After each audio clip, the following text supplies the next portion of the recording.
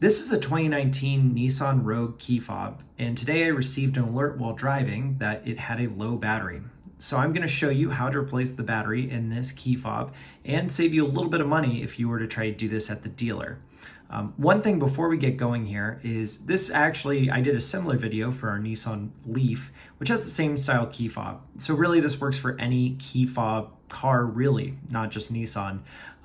General premise is pretty easy, where we're going to want to separate it, get into the battery, and replace it.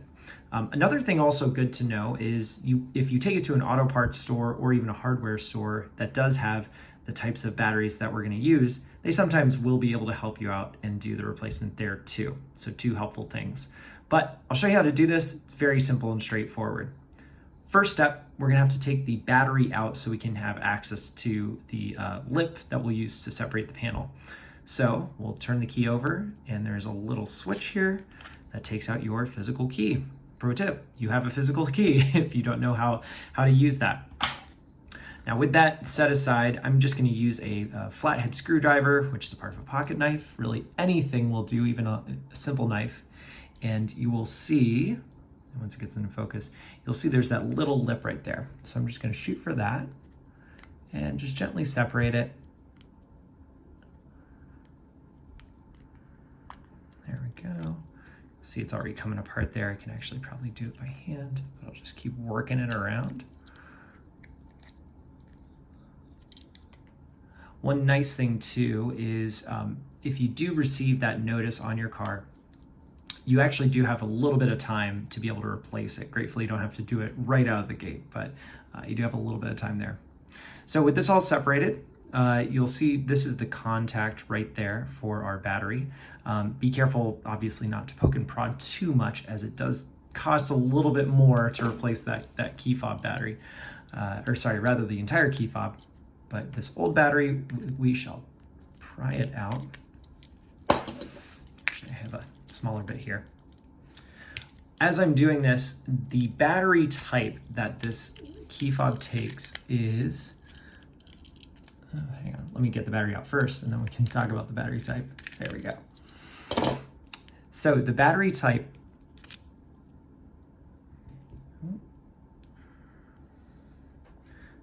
trying to see if I can get the right shine here. I had the same problem in the Leaf video too. There we go, you can see it. So the battery type is a CR2032H.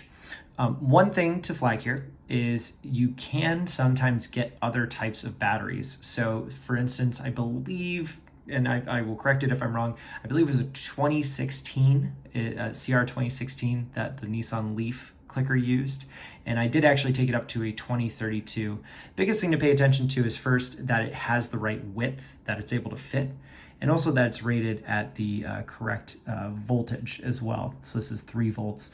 That way it'll obviously work in your car. So I do have a backup 2032 battery here. So we're gonna go ahead and use that new one.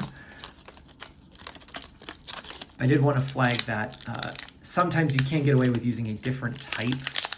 It's good to just try to stick with what you got first and foremost. But you'll see this is the new battery, and taking the old battery next to it, they are roughly the same height, which is good. That's what we want to see. So with that, we shall take the old clicker here, take the back part of the clicker here, and simply place it. Do pay attention to the orientation it went in, which was essentially not the top side, but the bottom side up.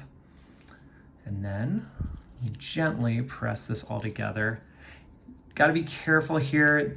The plastic can be flimsy sometimes, so you don't want to break it. So just gently nudge it together.